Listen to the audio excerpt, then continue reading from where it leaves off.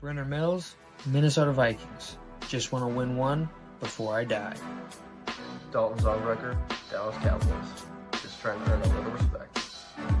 Lane Cooter, the conductor of the Baker train. What is up, everybody? Welcome into another episode here on Wide Eye Sports. We are merely about a week away from the NFL season. We are stoked. We are this close. We're so close to being there. Or I guess 2.5 weeks away from the regular season, not a week. But we're so close. We're so close. We just wanted to hop on for a minute, talk a little Trey Hendrickson, talk about, what he wants, why he's not signed, where he might go, what the contract might look like. So let's just get into it. The man wants to get paid, and I don't blame him. Over the past, what is it, 3 years? So over the past 5 seasons, he has had over 13.5 sacks in 4 of those, and he had 8 in 1 of those. And he did play 15 games this season, so it was a statistically down season for him. But still, the past 2 years, he has had 17.5 sacks apiece. Last year, he was AP first team. He was second in Defensive Player of the Year voting. I mean, he is a little older, but he's been a Pro Bowler 4 consecutive seasons. I think the Bengals are worried about paying him due to the age cliff, potentially. Personally, and you guys can disagree, you can agree, give me your feedback here. I think he's looking for like 3 years, close to $40 million a year, puts him in that upper echelon of edge rushers, and gives him a little contract security. What do you boys think? I agree. I just have no idea where he's going to go. Yeah, that is a great question. If you ask me what teams could need him, obviously any team, but the NFC South is kind of a group of teams that I look at just because I feel like those 4 teams probably have the worst pass rush in the NFL. Yeah. Spoon, any thoughts? I'm looking at. Sorry, right now. I've been looking at salaries and what's going on. Yeah. So I think with his age being the issue, I think that he could, because he's already getting paid this year. So it's not this year that we're worried about. He just wants to make sure he gets an extension. Yep. I personally think that what I would give him is 2 years, $38 million a year. That's what I would give him. That makes him the 3rd highest paid defensive. 2 years. 2 years, yes. So you want to know what Spotrac has him at? What? So Spotrac, or no, sorry, that's incorrect. Continue with what you were saying. Sorry. No, you're good.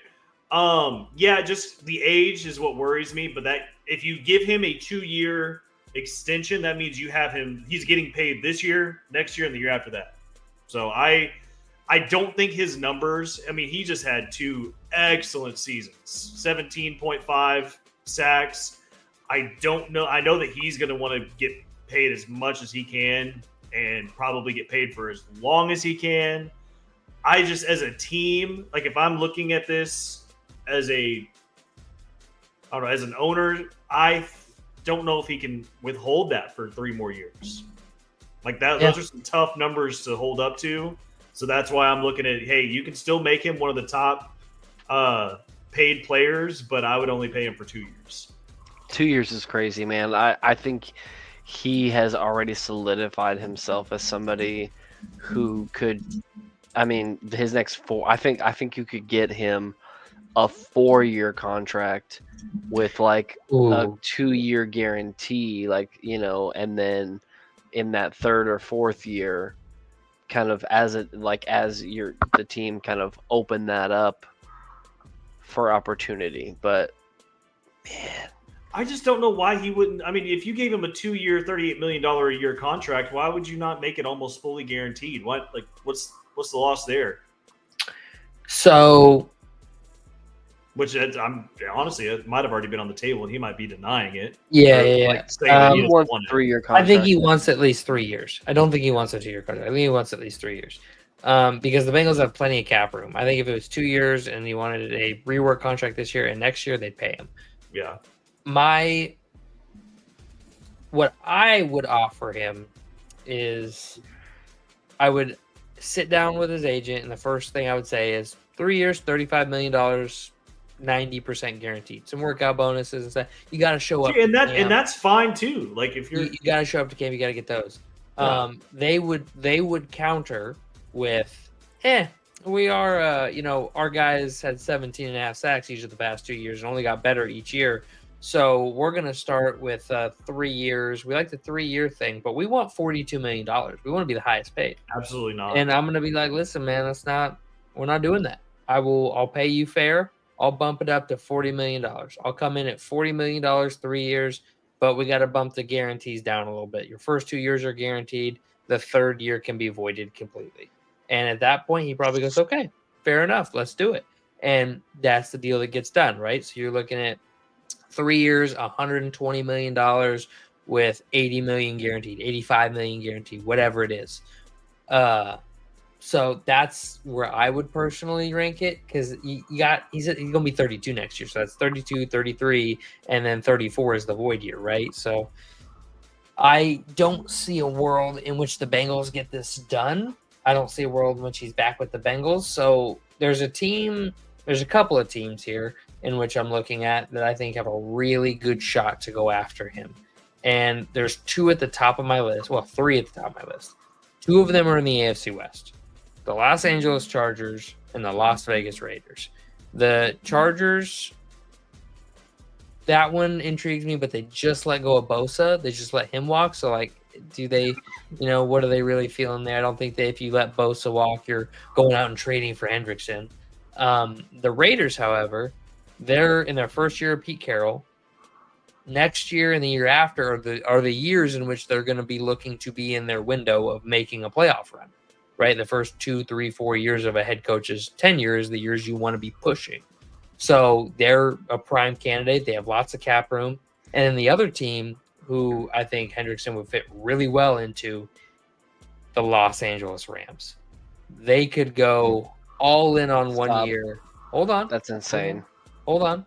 They go all in on a 1-year deal and give him like $45 million on a 2-year deal and make the second year voidable and say, let's go win a fucking ring. We got 1 year left of Matthew Stafford. I'm talking about next year. We got 1 year left of Stafford. We got Adams. We got Nakua. We have Jared Verse. We have Brandon Fisk. We slot you in on the other side. This D-line becomes an absolute unstoppable nightmare. And you go and you chase a ring.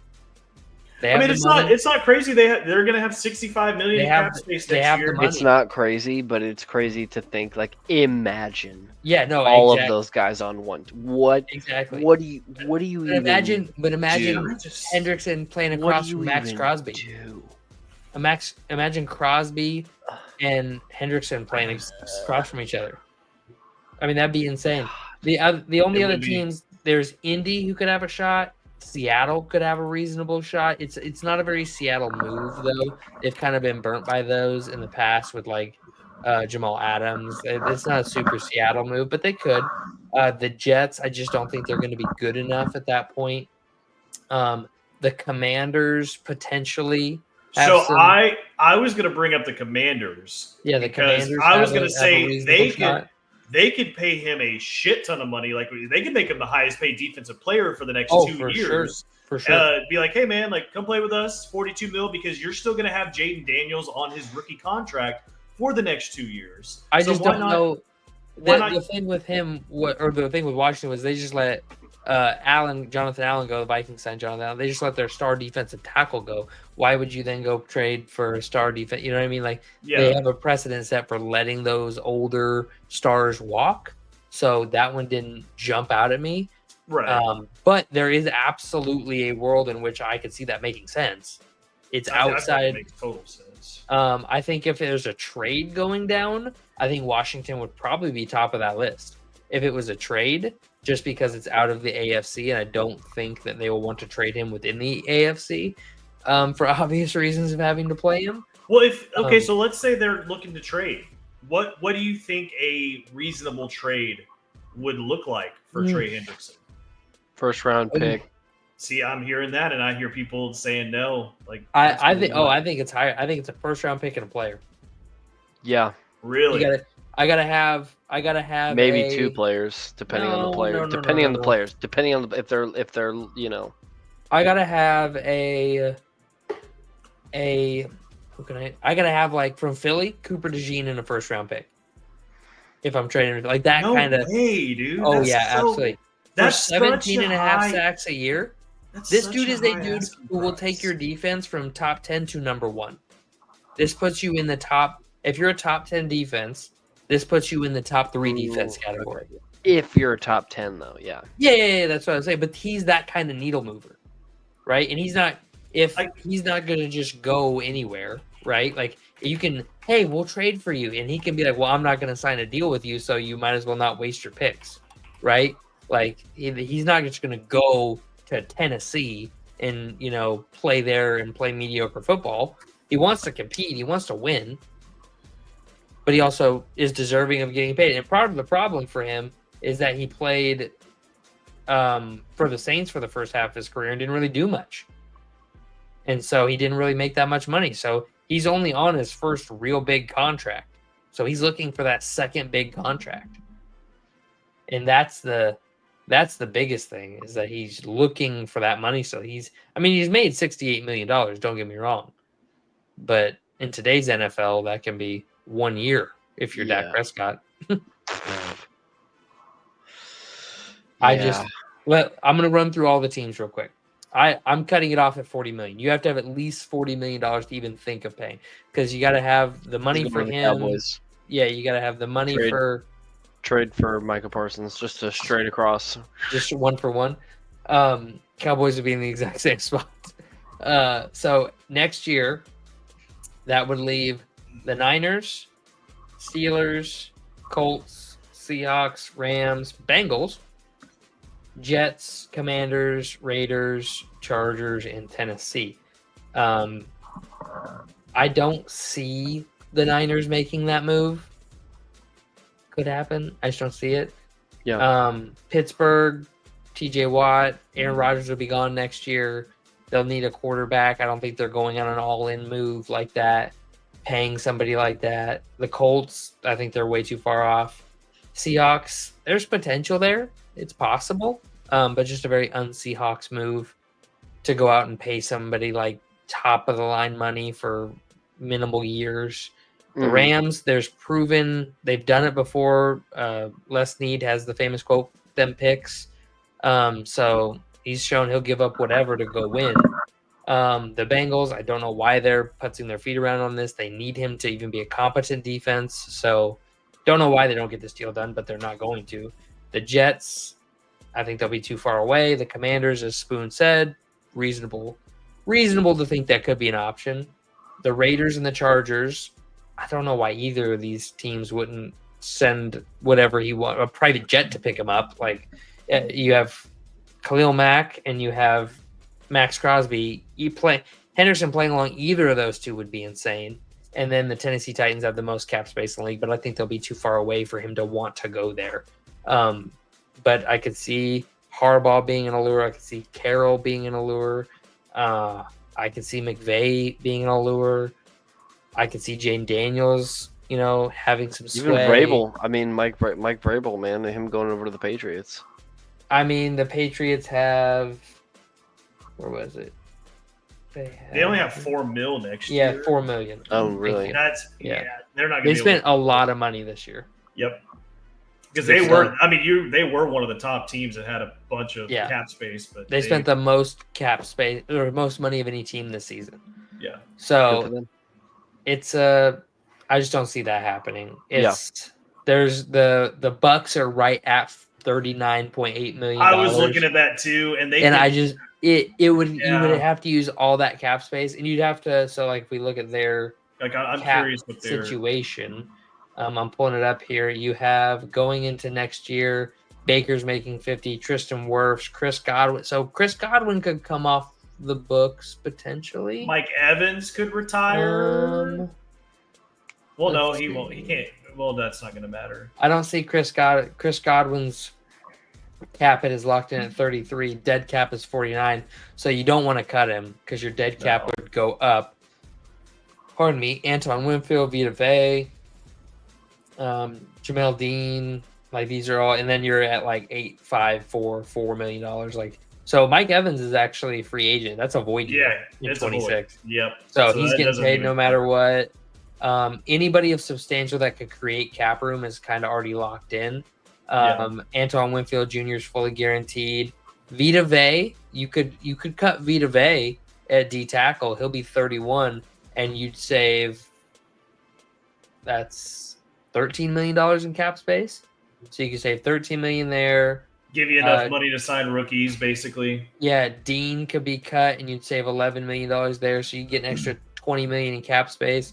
So you're getting rookies and like a plug-and-play corner and then running it back with the same roster, but now you don't have a D tackle. And Vita Vea plays a really big part of that defense and being a massive run stuffer. And that's not something you can just replace in the draft. So you'd be gaining Hendrickson, but you'd be losing another defensive staple. And while I do think Hendrickson is a better player, Vita Vea plays a very important role in a much different way. So it just doesn't seem – it's possible for Tampa Bay to make a run. I just don't see it as probable. Yeah. But yeah, any other thoughts or anything you guys want to get off your chest about him? Is there any thoughts? No, man. I think we about said it. Yeah. Yeah. Other than that, I don't know that I don't think any teams though are going to be willing to give up a first round pick for him. Oh, I think that's the only way you're going to get. I mean, this year that's the only way you're going to get him. Yeah, that's the only way Bengals are. Only way he's going to get out of the Bengals. I mean, there's no way that the Bengals let him go for less than that. Like, yeah, seriously. So, and on top of that, teams that are willing to trade a first round pick, like Tennessee, he may say, "That's cool. You can trade for me, but I'm not signing an extension." So I'm going to be a free agent next year. So cool. Yeah, and at that point, Tennessee's probably giving up a top 5 pick. Yeah, top 10 pick for sure. A top 10 pick easily, possibly a top 5 pick for a guy that they don't even know that's going to be there next year. Like, if I'm Tennessee, I ain't making that trade. The only people I could realistically see making that trade right now, and I don't know what the pick situations are in this, but it would be the Rams. Yeah, they're probably going to be one. Like, if it's a late first round pick, maybe I wouldn't mind doing it.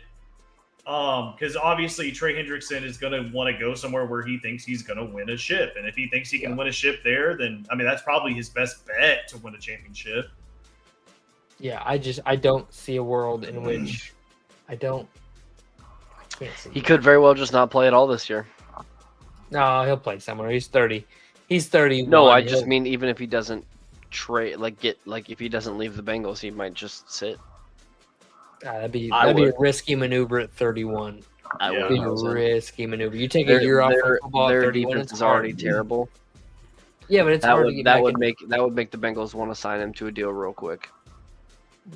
Yeah. No. I mean, their defense is already fucking terrible. I mean, at that point, then if you're Cincinnati, you drop the trade price on him to a 3rd round pick and you ship him to Tennessee. Yeah.